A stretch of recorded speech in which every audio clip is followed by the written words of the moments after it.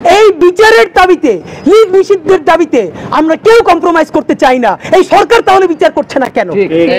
সুতরাং অতি দ্রুত সরকারকে অবস্থান গ্রহণ করতে হবে।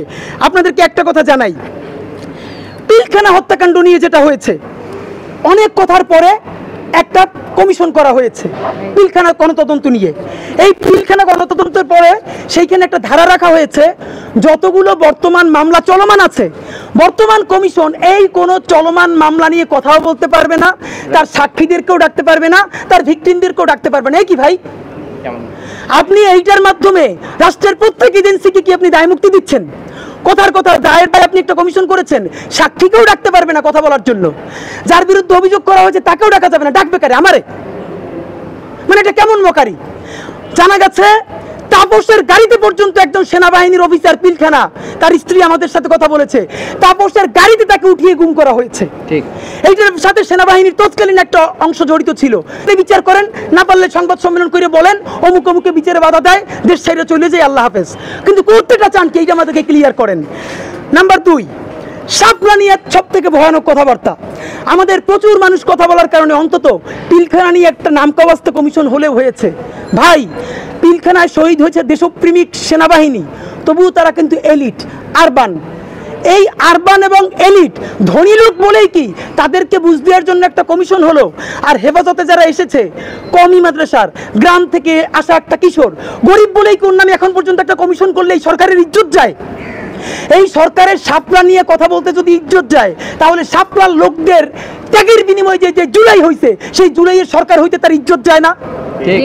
যাত্রাবাড়িতে 80 জনের অধিক মাদ্রাসার ছেলে শহীদ হয়েছে, হাজার হাজার মাদ্রাসা ছেলে পঙ্গু হয়ে আছে, তাদেরকে কথা বলতে তাদের রক্তে আপনার সরকার হইতে ইজ্জত যায় না? অতি দ্রুত শাপলা গণহত্যা নিয়ে তদন্ত কমিশন করতে হবে। আপনাদেরকে আমরা জানাই, ভয়াবহ একটা অবস্থা চলছে। ফৌজদারি দণ্ডবিধির 132 নম্বর ধারা, এই ধারায় লেখা আছে, আপনি যদি কোনো মামলা করতে চান, সরকারি কোনো কর্মকর্তা এবং পুলিশ, তাদেরকে যদি আপনি আসামি করতে চান, তাহলে স্বরাষ্ট্র মন্ত্রণালয়ের পারমিশন লাগবে। ভয়াবহ অবস্থা হলো, যেই পুলিশের উপরে কেউ আক্রমণ করে নাই জুলাই আন্দোলনে, অতর্কিতভাবে মাথায় গুলি করে, বুকে গুলি করে হত্যা করেছে, এবং তাকে কেউ একটা লাঠি দিয়েও আক্রমণ করে নাই, তার ছবি আছে, ভিডিও আছে, শহীদ পরিবার মামলা করতে গেছে।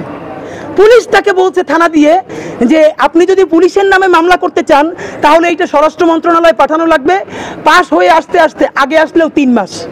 এর চেয়ে আপনি কাজ করেন, এইখানে আওয়ামী লীগের কারণে আমি মামলা করে দিয়ে যান। এ কি ভাই? মানে যেই পুলিশ গণহত্যার সরাসরি জড়িত, যাকে আক্রমণ করে সেই নিজে গুলি করে হত্যা করে ফেলেছে, তার বিরুদ্ধে মানুষের হয়তো ছেলে মারা গেছে, মেয়ে মারা গেছে, বিপর্যস্ত হয়ে গেছে, এখন সে আবার স্বরাষ্ট্র মন্ত্রণালয়ে ঘুরবে করার জন্য, তাহলে রাষ্ট্রের কাজ কি? আপনাদেরকে স্পষ্ট জানাতে চাই, শুক্রবার শাহবাগের সমাবেশে কি হবে এইটার সিদ্ধান্ত নেবে শুধু শহীদ পরিবারেরা। ইনকিলাব মঞ্চ সিদ্ধান্ত নেবে না, জনতাও সিদ্ধান্ত নেবে না। যদি শহীদ পরিবার বলে এই বিচার করার জন্য এখন আমরা সংসদ অভিমুখে রওনা করব, আমরা তাদের সাথে যাব।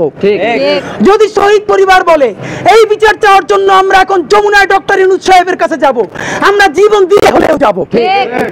এই শহীদ পরিবার যদি বলে এই বিচার না হওয়া পর্যন্ত শাহবাগে শুয়ে থাকবো, লড়বো না, আমরা জীবন চলে গেল তাদের সাথে শাহবাগে অবস্থান করব। ভাই, এই প্রোগ্রাম ইনকিলাব মঞ্চের নয়, এই প্রোগ্রাম প্রায় 2000 শহীদের পরিবারের প্রোগ্রাম, এই প্রোগ্রাম হাজার হাজার অন্ধবন্ধুর প্রোগ্রাম, এই প্রোগ্রাম পিলখানায় যাদের লাশ জ্বালিয়ে দেওয়া হয়েছে তাদের শহীদদের প্রোগ্রাম, এই প্রোগ্রাম শাপলা গণহত্যায় হত্যা করে দেওয়া হয়েছে তার বাবা মায়ের প্রোগ্রাম। সুতরাং জুলাই পিলখানা শাপলার রক্তের মধ্যে দাঁড়াইয়া আমরা তুরন্ত ভাবে সমাবেশে ঘোষণা করতে চাই। এই জন্যই আজকে সংবাদ সম্মেলনে বলতে চাই, সরকার বাহাদুর, ওই দিন যদি এসে বলেন যে আপনারা আমাকে আগে জানান নাই কেন, ভালো করে জানাইলাম, শহীদের মা পাশে বসে আছেন, একটা ছেলের কবর দিচ্ছেন, তারপরে সেই শোকে তার বাবা মারা গেছে, এখন ছেলেটা ক্যান্সারে, আন্টি একা লড়তেছে, এইরকম হাজার হাজার শহীদের গল্প খোঁজ নিছেন, নেন নাই, বিচারও করেন নাই। আগামী শুক্রবার শহীদ সমাবেশ থেকে শহীদ পরিবারেরা যেই ঘোষণা দিবে, সেই ঘোষণা বাস্তবায়নের জন্য ইনকিলাব মঞ্চ এবং সারা বাংলাদেশের ছাত্র জনতা ইনশাআল্লাহ প্রয়োজনে জীবন দিয়ে দিবে ইনশাআল্লাহ।